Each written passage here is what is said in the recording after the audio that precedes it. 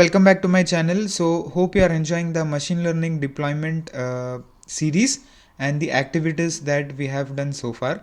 So just to give you a quick revisit of what all things we have achieved in this particular session, or throughout what all things we did with our model, is that first we built our machine learning model on Google Colab platform, and then we basically did some assumption checks, that is quality checks. And later we decided like we want to host onto application. So for that we created a pickle file, and that pickle file we sent it over to build a Flask application, so that now our prediction or whatever will be done by the model will be through a web application. So for that we created a Flask application, and along with the Flask application, in order to log the records or the transactions or the hits that were made by the user, we connected it to a backend database. That is, for that we use the SQLite 3 from SQL Alchemy, which comes inbuilt with the Flask application, or in general for any Flask application which is based on Python. As a backend you use the SQLite 3. You can change to any database like MariaDB, MongoDB, which is a NoSQL database, or to any other database of your choice. Then we decided later just to waive off the SQLite 3 database connectivity for Flask application. Then we moved on to Heroku Cloud with the help of Waitress web server, and we pushed onto this Heroku with the help of version control, with the help of Git Bash. So there actually we didn't require the need for having a database connectivity. Why? Because Heroku will at the end manage all the database activities and logs. So there you can check which users from which countries or from which IPs at which time they accessed this particular website. Okay. But this is one pathway which arrows you can see on black. There is one way also you can deploy this. So the other alternative to this, that is integrated Flask application with SQLite 3, you can put something to run on, and it's called as a Docker. So Docker is very much essential whenever you go into any organizations or in data science field. This is actually your model workflow. So it's not your model will be built on your local system, or it will be there residing into your local system. It will throughout follow, or it will flow into all the streamlines which are there. So in machine learning, to get to know about the knowledge of Docker, or if you are able to do or host your application onto Docker, that is very much essential. Now, why to put on Docker? So one option is to put on Heroku. So that is a cloud service provider. You can use GCP also, that is Google Cloud Platform. Also you can use Microsoft Windows Azure or Amazon AWS. But to host there and to deploy your model there, some cloud vendors, they take some price. So if you are not able to pay that much amount of fees for hosting your cloud application, basically what you will resort is to put onto this Docker application, and then later you can give your container to someone, or they can basically access that. But before Docker container, or when initially we built our application, it was on our virtual environment. But we know when we create our virtual environment, we used to get many errors installing all the different packages and all the dependencies. But with Docker, that's not the case. You can put all your files into Docker itself, and everything will be managed. So if you are not understanding this thing, I have something more. So this is to give you the idea of what the Docker actually is. or this is a small concept from my side if you are new to Docker, or if you are hearing the word Docker for the first time. So say for example, when I make my machine learning videos, uh, that is a conceptual video when I explain things on a board. uh, I initially got this board in a container that is on a cardboard carton, and inside this cardboard carton I basically had the board itself. Then I had some hinges or venges, you can say, and there were some screws. And also there was some user manual or instructions, if you want to drill hole onto your wall, how much should be the diameter of your drill bit, and which screws should be put in what way, and so on. There were many instructions. So you can essentially say like these things, that is the board, the venges, and the screws, these are essentially items, and these items you put onto this cardboard box or container, we call it as carton, and then it is used for shipping. So any item it comes, it won't be like shipped individually. So when you order some items from Amazon, you'll probably get on a container or on a box. So then later that particular uh, person or the delivery person will hand over this container or gift to you. So that is the same thing. So instead of just porting each individual items one after the other, you basically put onto a container and then it is used for access. So now later if anyone else want this container, they can basically access this container and they can forward it to other users. So that is the same case. But what if I don't have this files or requirements? So you don't know what to do with these items. So these items are called as images. So in Docker, these individual things which are contained inside this container are called as images. So what with these images, if you don't tell what the Docker to do, it will just keep it as it is. But then you need to have some file, and it is called as requirements file. Now we are not hearing this word for the first time. We have seen when we created for our Heroku application, that is we did a pip3 freeze requirements.txt. Yes, that same file you need to have for running your Docker application.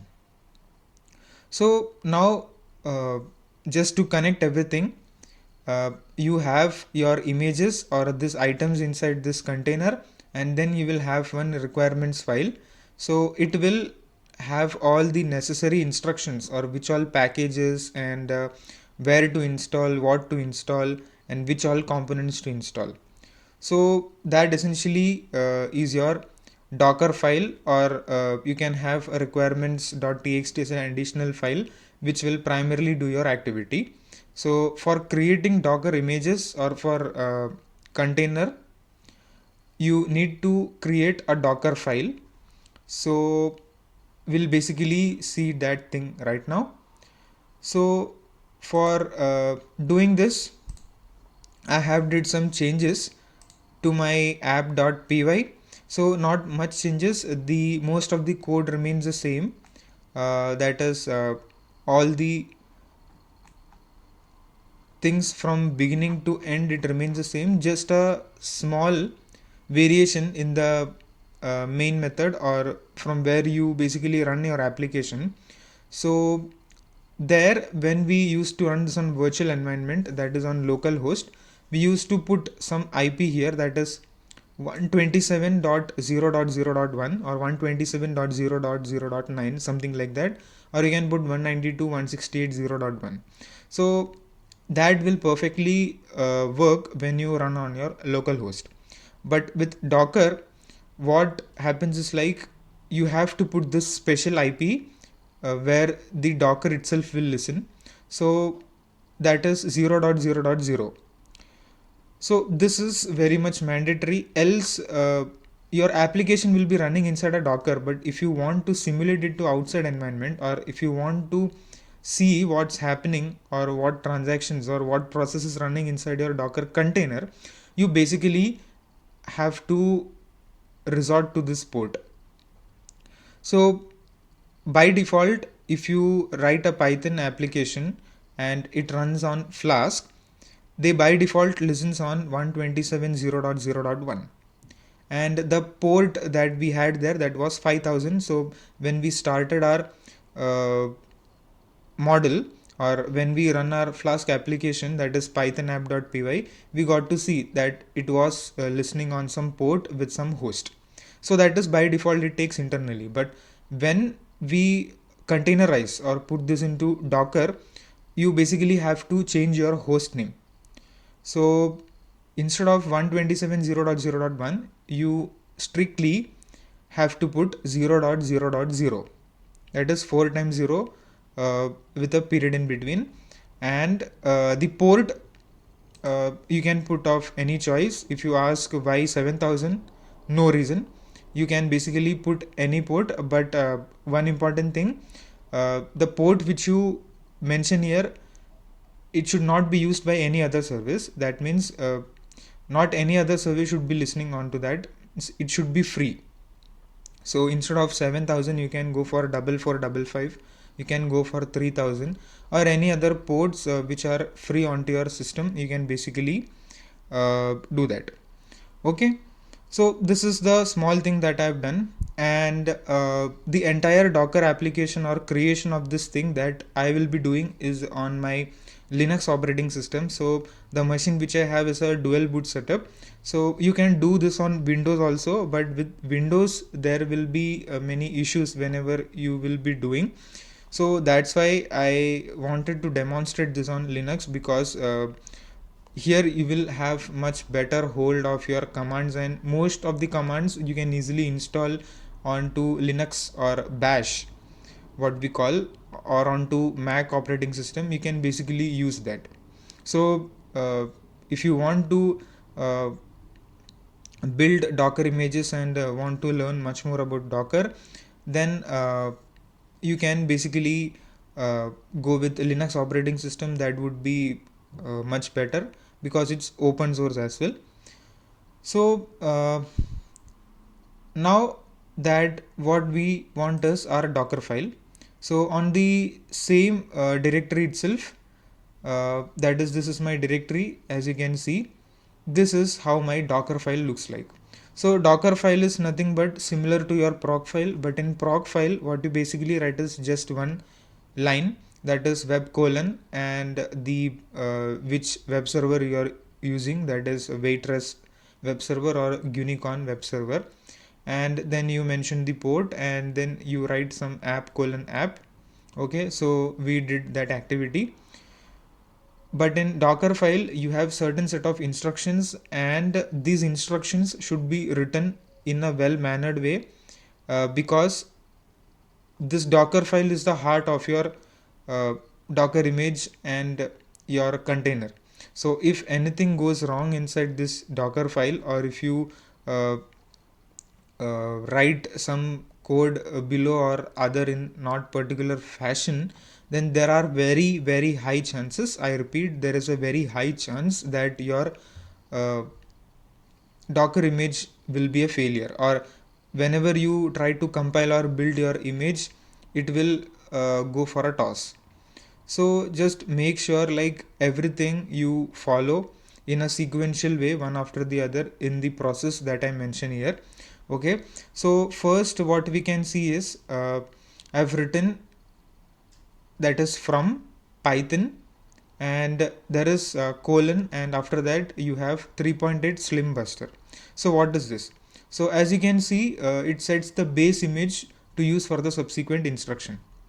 Now since we have our Python application, so for running this Docker file, we need to have a image. So that is called as a Docker image. You see here, that is follow link control click. So if I click open this,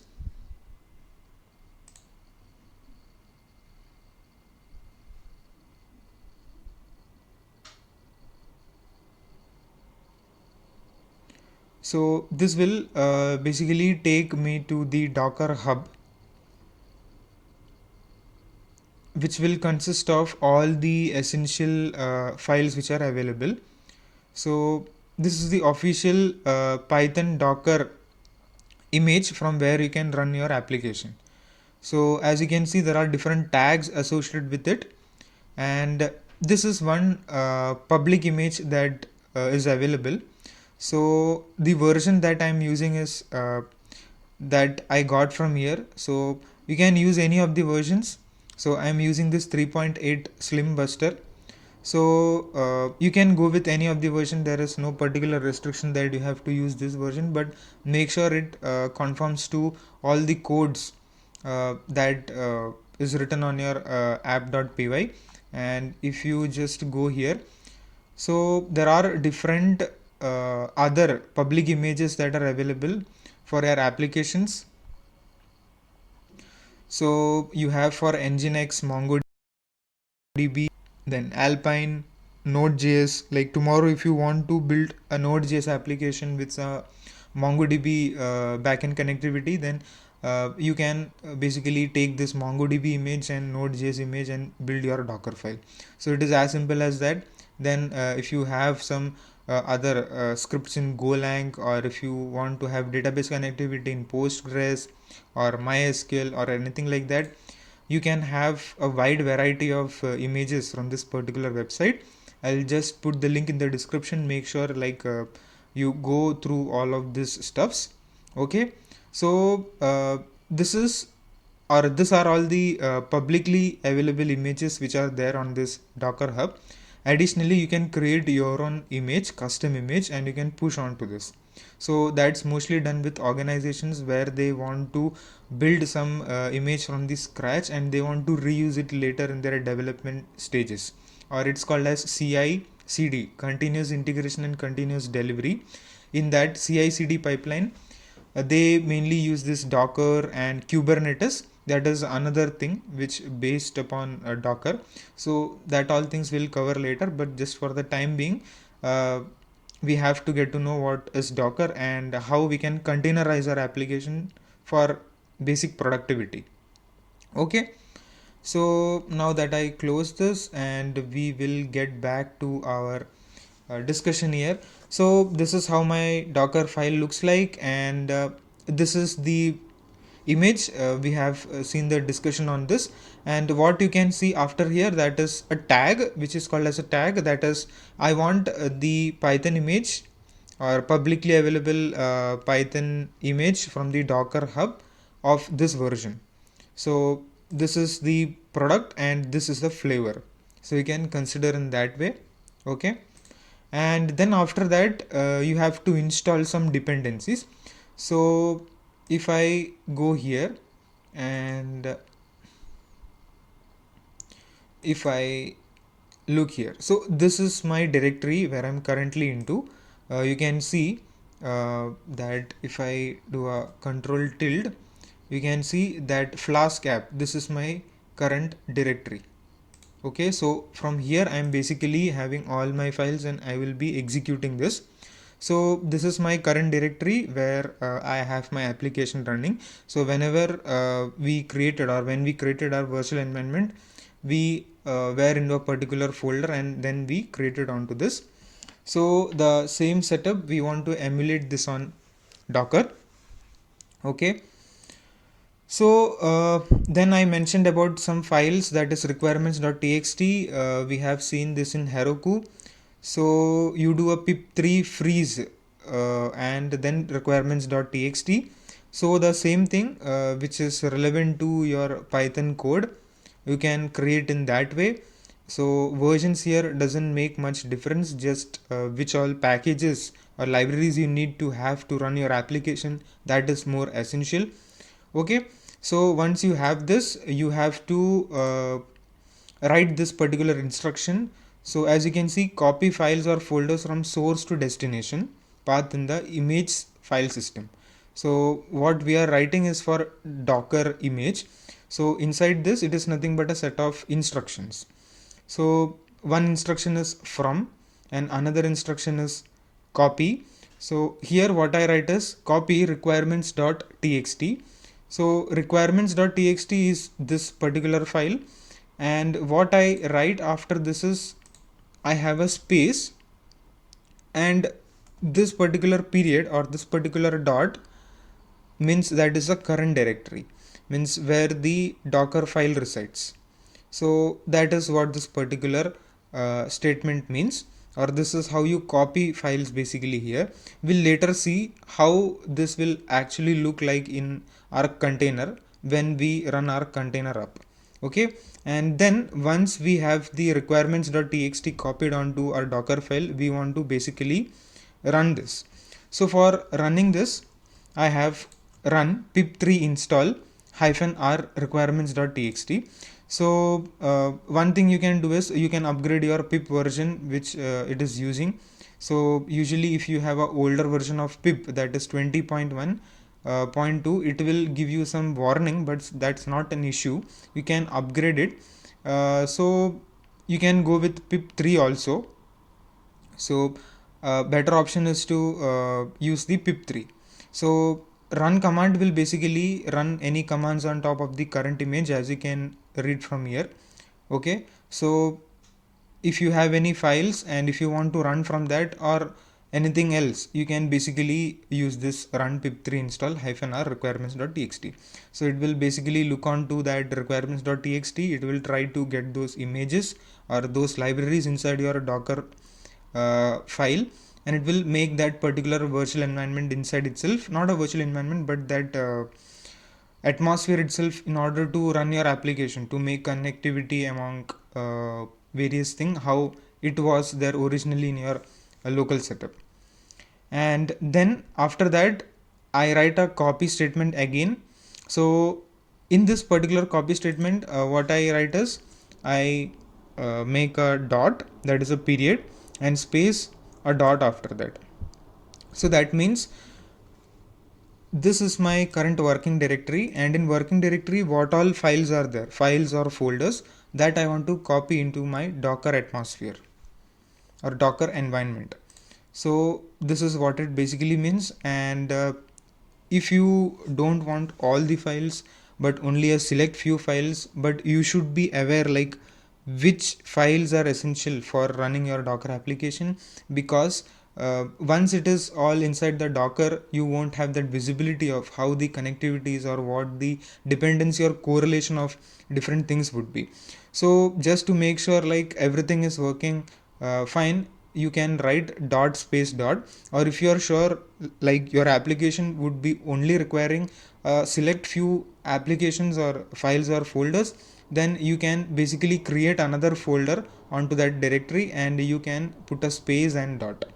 Okay, so just to show you, if you have a select few files that is required, so say that is for my Docker app,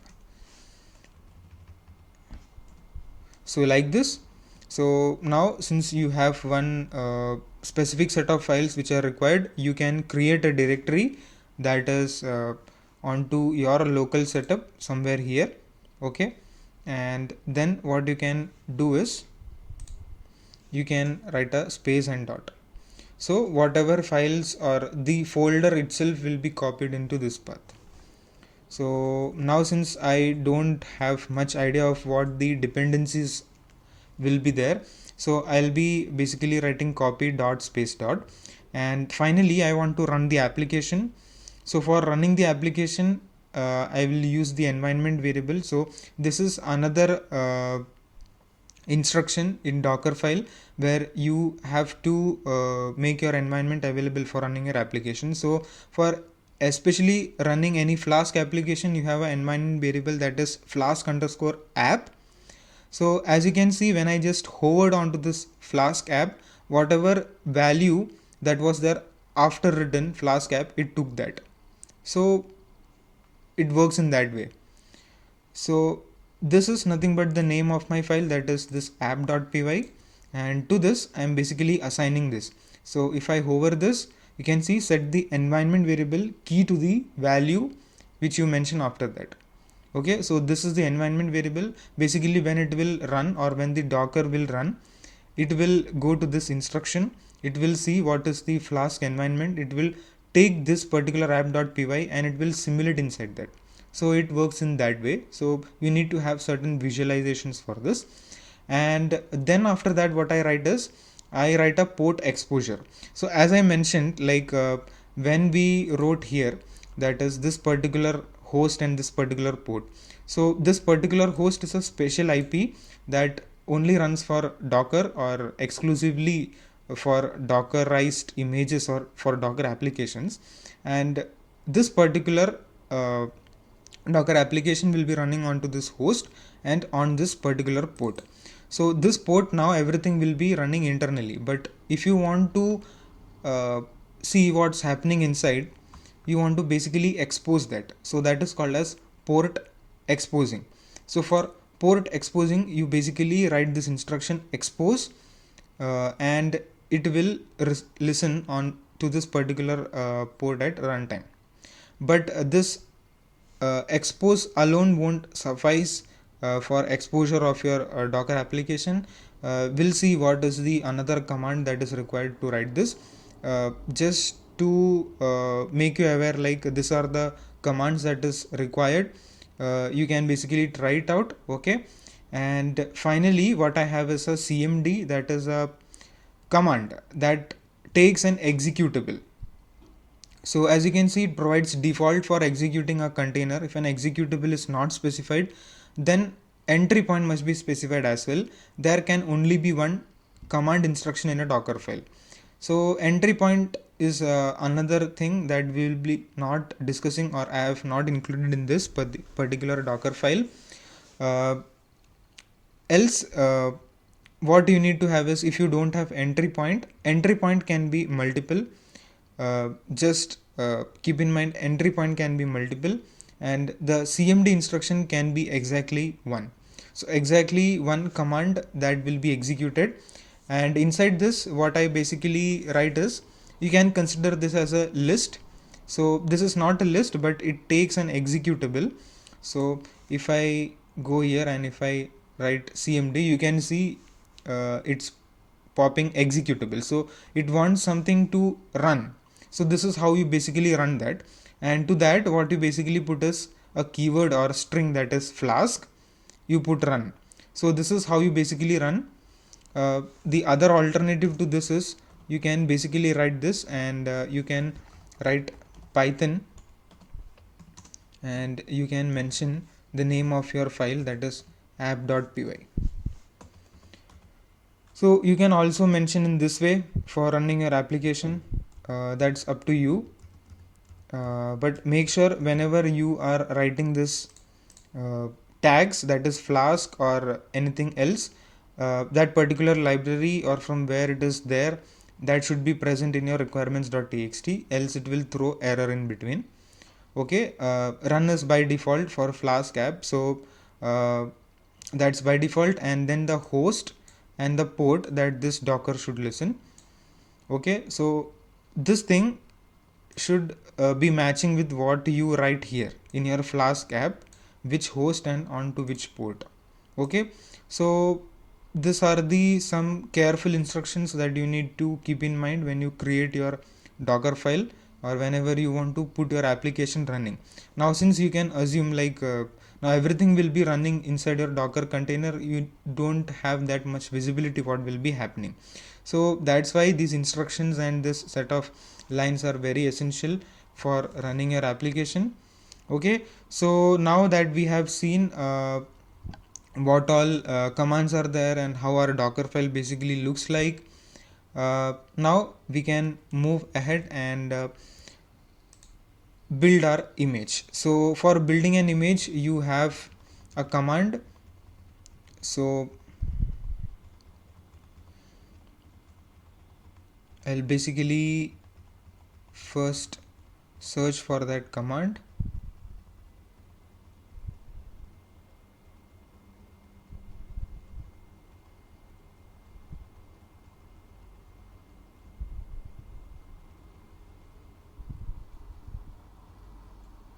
Okay, So this is the command for running or building a Docker image.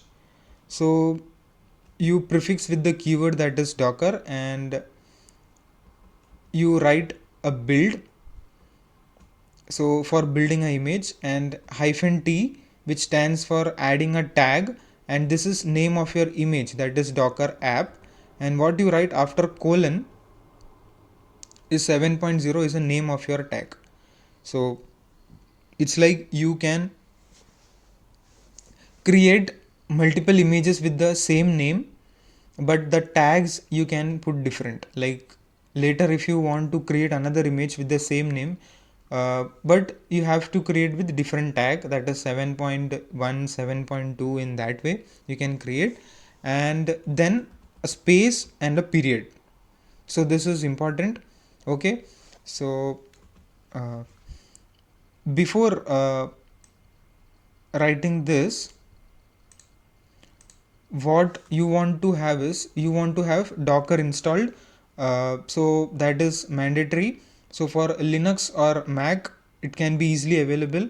So once you install Docker from sudo apt get install Docker, you can get Docker. And if you see this particular window, like if you enter Docker, that means your installation of Docker is successful. So it will give you different options and other commands like how to use it.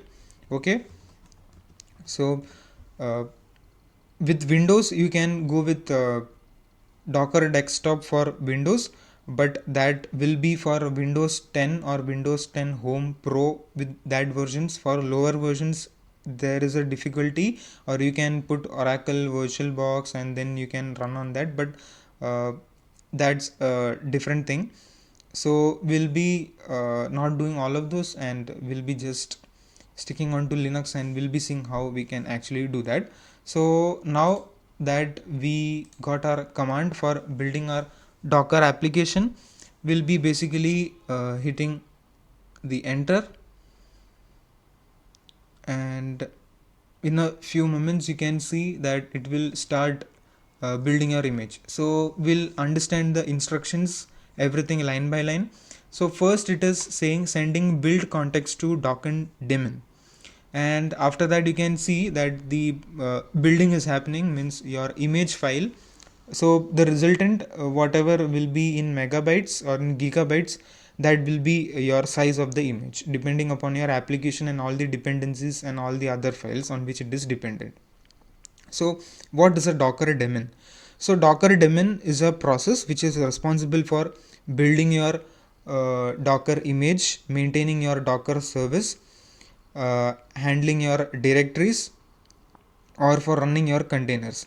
So Docker daemon is one essential component of Docker, or whenever you do any instructions with Docker, you will basically need to have a daemon process that is responsible for running any processes. So everything you create here, it will be spooled internally. So daemon is one such process that will help you create all of these things. And now you can see it has identified the first line, and it is taking each of the instructions that we wrote in the Docker file, and the resultant what you can see here after each step, or after you execute each of the step, what you see here, that is a hash value, that is SHA-256, SHA-256. So that is a code. So if you see this code, that means your execution of this instruction is successful.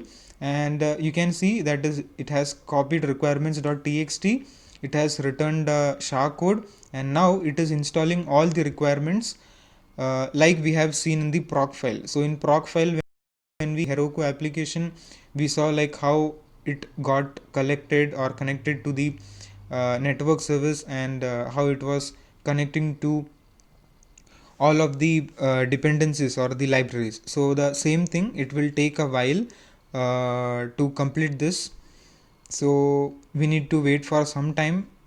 So you can see anywhere if your instruction is missing, or if something is misspelled, then there is a very extremely high chance like your image will not be built, or there is a high chance of failure in this particular process. So it's not like you create an image for the first time and it will be successful. Somewhere in the pathway you can have obstacles, but make sure like you uh, write all the instructions and you follow everything very carefully, and then you finally build your application. Because once everything is inside a Docker, it will be running, but now then that's not under your control. So Docker will be basically running your Flask application, not you. So you are not going to simulate a virtual environment and then you will control in that way. So that's not the case. So Docker will basically take these images and files and it will make an atmosphere inside itself, so that the way how you saw on your virtual environment, it will try to project that onto your browser itself. So it is taking some time. Okay, so if there are some other immediate containers, so immediate container is that thing where previously some application was built and now it is being used for as a cache. So if it founds like it doesn't need the requirement of that container, or for caching that, it will basically remove all those immediate intermediate containers. And you can see that as it is now currently executing the step 4 from 7, and it is basically copying all the files which are there. Later we'll see once the Docker is up, we can see what all directories or files are present inside this particular container and how it basically looks. So for this let's wait for some time. And you can do one thing. If you are using on Visual Studio Code, you can have this Docker extension for this particular thing. So that will help you get the different images and different containers and different registries. So since currently I have all of these things, for my previous applications I basically use these things. You can access this, so that becomes easier. Even if you are not running your command, you can basically get these things running onto system. And there are different cores itself on Docker, so that is a very huge course on Docker itself. But here we'll be just seeing how we can deploy or put our application, Flask application, onto Docker. Okay. Okay, so now it has copied all the files and it has returned a SHA code. That means it was success. It is setting up the environment. That is also success. Removing any intermediate container after this process. It is exposing the port, that is 7000 we put onto our application. And finally it is executing this, that is CMD. So it understood this command, means it has successfully built our image and this thing, that is a SHA code. So here everything as a response, success response will be sent via help of a SHA code, that is SHA 256. So that means your image is built is successful, and this is the unique identifier. And it has said successfully tagged Docker app 7.0. So this is name of your app and this is the tag to which this particular name is. Okay, so if I go here and if I type Docker images onto this particular terminal,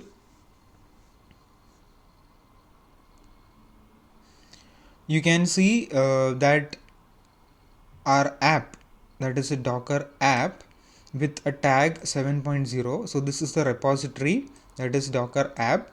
This is the image ID that we got here. So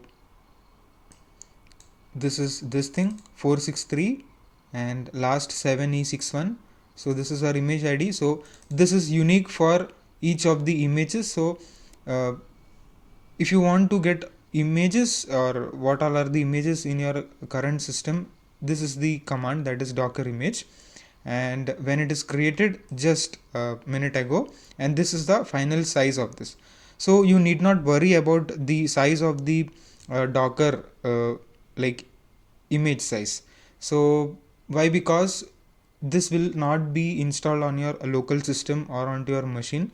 Everything will be inside your Docker file, or when we did the command, that is dot space dot, it will be running into that. So you need not worry about these things. So it all will be managed internally. Okay. So now that we can see the images, now we want to build our image. So for building our image, how we can do that thing, I'll just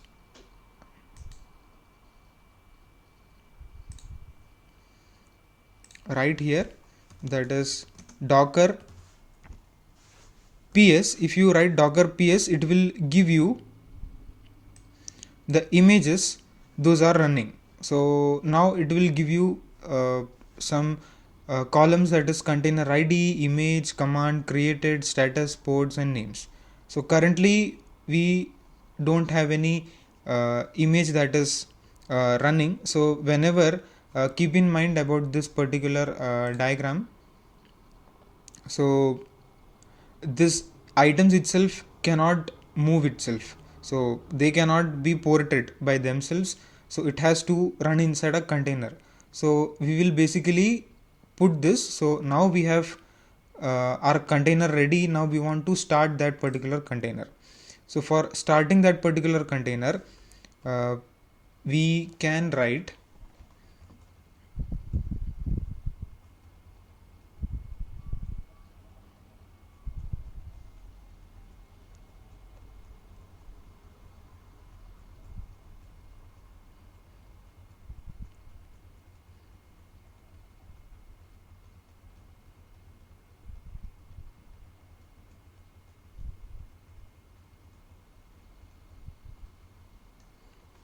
so this is the command for running our Docker application. So that is with the prefix or the keyword command docker run, and here we mention verbose, that is flag, that is hyphen p, that stands for the port, and this is the port that our docker is running on, and this is what we want to expose.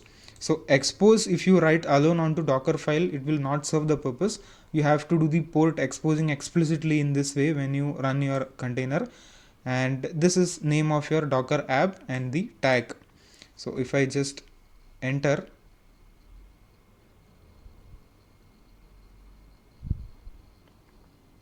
ideally it should give you the output how your Flask application is running. So now we can see serving Flask app.py and the same setting. Okay, and now you can see it is running on HTTP on this particular host and port. So now it is running internally inside Docker. If we want to check this, how we can do is we can go to browser, or you can control click open.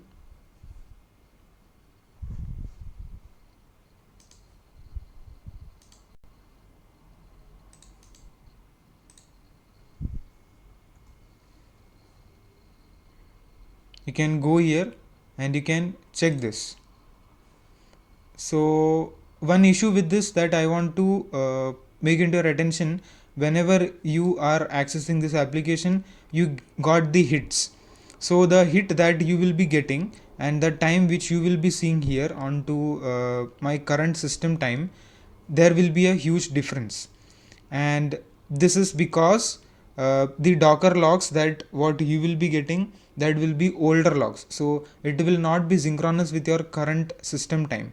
So there are some ups and downs whenever the container is running and when it will show the logs. So you can see when it was up, you got a hit response.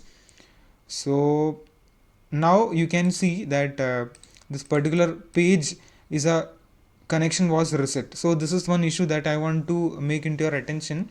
Like if you have exposed this port and if you see the connection was reset, what you can probably do is you can go here.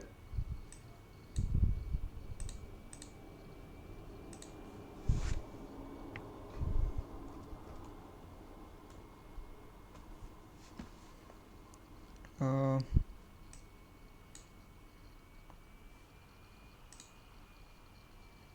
okay, so you can write, so we don't want in the virtual environment, we can write curl curl command and 0.0.0 and colon 7000.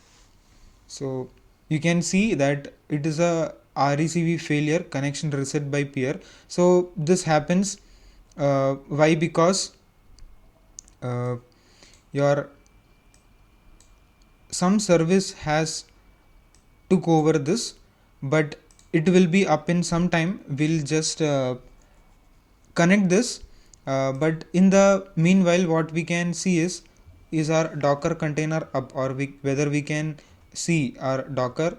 So for that we can see Docker ps, and earlier you saw that it was empty in this particular stage.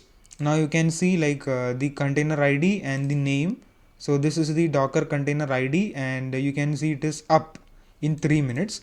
If you want to see all the containers that are there onto system, these are the different containers, and just only one container is up at this particular time, and rest all you can see as exited.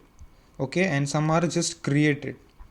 Okay, so this is one command, and since you have now your Docker container running, so if you have your Docker container running, that means your application is up. So now it's just with the connection reset issue, if you have any issues, you can basically try this, but your application is successfully running inside container. Okay, so now what we can do is we can go inside the container and we can do some checking, so what files are created and so on. So for that we have a command, that is we can write docker exec. So execute, we write it stands for interactive terminal, and the name of our container id. So for that we write docker ps again. So this is the container id. Okay, so we write docker exec hyphen it, and we paste this container id and we write a bash. So this is how you enter into your container. So you can see now you are the root, that is super user of this particular Docker. You got into root at this particular id, and you can execute any of these commands. You can even delete the Docker itself. So you can do that thing. For some users bash won't work, so an alternative to this is you can write sh, that is shell terminal, and you can go inside this. Now if I do a ls is a simple command for listing out the directories in Linux operating systems. So these are the different files or the folders that are present. So you can see what files or folders were copied when we put this copy dot space dot. So this is a resultant of that. So as a resultant of that, you got all of this particular files and folders. It's not only with these things, but you can see there were some additional files like srb, sys, templates, user, var, vnv, all of these things. If you ask from where I got all of these things or where my Docker picked up these things, if I go on to this computer, you can see this is my root directory. So from root directory it copied some of the files which are dependent. So this is how it gets the dependencies on different files and other systems. So it basically has a correlation with all of these files. That's why it took internally. So that's why we write copy dot space dot and not a specific, because if we lack some specific files or folders, then it will basically not run. It is as simple as that. So now we'll wait for some time for our peer to get up, so we can check. Or now we are inside this, we can do a exit. Now we are outside of this our terminal, and we can now check for the service whether it's up or not.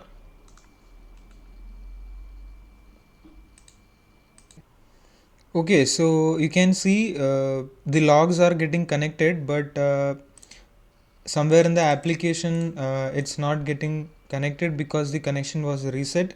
But just to cross check, you have to get the logs onto your browser.